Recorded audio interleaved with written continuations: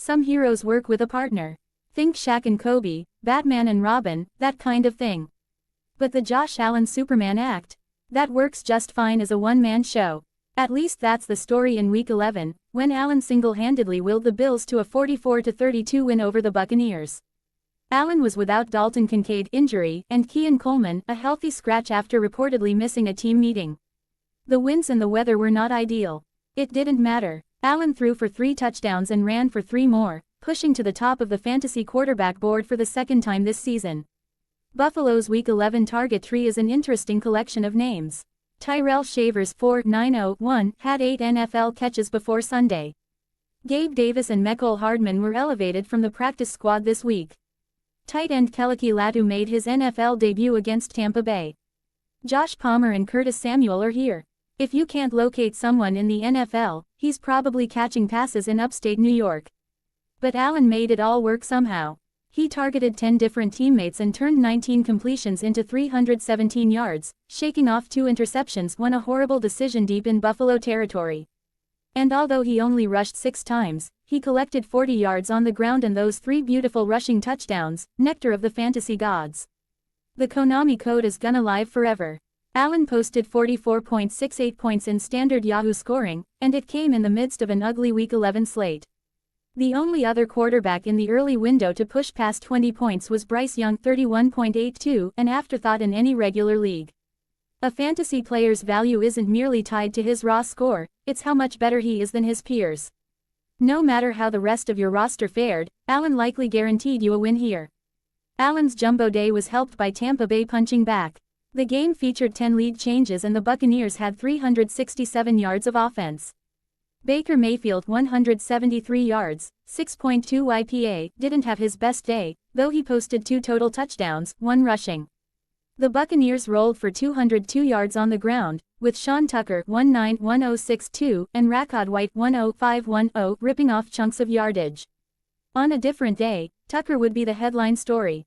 He added a 3rd touchdown on a reception 2-3-4-1, pushing up to 33 fantasy points and the RB1 jersey. He was ostensibly the change of pace back for this game, but the Buccaneers leaned into the hot hand. Tucker reminds us that the NFL is filled with talented players, especially at running back, who are just 1 injury away from being relevant players, perhaps even stars. Bucky Irving is closing in on a return, so you assume he takes this backfield over when he's ready. And White certainly isn't a bad player. But after Tucker has a game like this, you need to add him to your roster, or hold him, if you're already invested, and see where the story goes. Tucker is rostered in about 1/4 of Yahoo leagues. Although Mayfield was competitive as always and left it all on the field, the conditions might have affected him more than Allen. All of the Tampa Bay receiving options came in under projection. Tucker had the lone touchdown catch, and no one got past 55 yards. Tampa Bay kept the concentration tight. Mayfield targeted just 6 players and most of his looks went to Emeka Egbuka 5.400, Sterling Shepard 4.540, and Cade Otton 2.280. But there will always be high weekly variance with the pass-catching guys. Buffalo's next game will be another challenge, a Thursday trip to Houston. The Texans might have the best defense in the NFL. Tampa Bay also gets a test, a trip to the Rams. Other Week 11 booms. Tetairoa McMillan. As we talked about earlier, you're probably not relying on Young down. In Carolina, he's taken a step back in his 3rd season. But his sharp play in the upset at Atlanta helped McMillan 8.130 post the best game of his career. McMillan won on a variety of routes Sunday, succeeding with a combination of graceful technique and physical dominance. The remainder of the Carolina schedule is dicey, but McMillan's target share is secure and his game is evolving nicely. Bijan Robinson. The Falcons didn't get a win, but no one will blame Robinson, who made 143 yards and 2 touchdowns off his 24 touches. Tyler Allgeier stole his weekly touchdown, but he was only given 3 carries. Credit the Falcons for steering into their best players. They also targeted Drake London 9 times, 7.1190. Now we sweat the status of QB Michael Penix Jr., a knee injury knocked him out of the game in the second half. No one wants to see Kirk Cousins play again.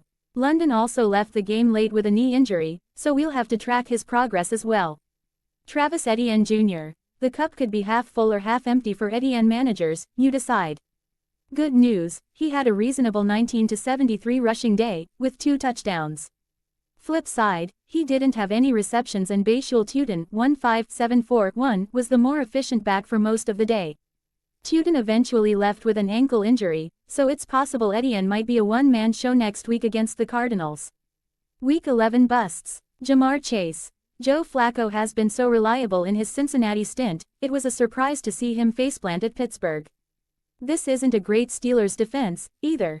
But Flacco is just 2 months shy of his 41st birthday, and he looked every day of it during this 3-hour slog. A touchdown bailed out T. Higgins 3-6-3-1, and Chase Brown came in on volume 26 touches, 127 yards, but it was a washout day for Chase 3-3-0-0, 10 targets. The Bengals are in a tricky spot with the possible Joe Burrow return. On one hand, a healthy Burrow is a star, a top 5 quarterback. But the team fell to 3-7 after Sunday's loss, and it's debatable if Burrow should return late in the year if the team is essentially out of contention.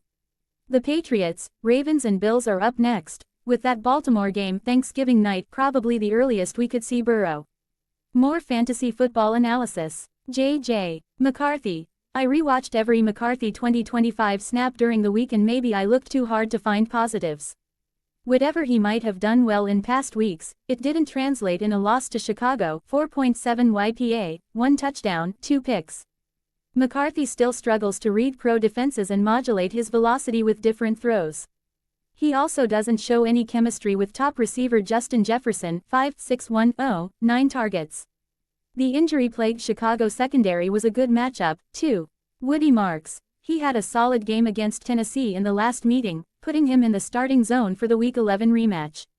Houston featured Marks throughout, but he did little with the opportunity, 19 touches, 51 total yards. Nick Chubb might be in line for a bump next week, after getting 17 yards on his 3 rushes. Buffalo's leaky run defense waits in Week 12.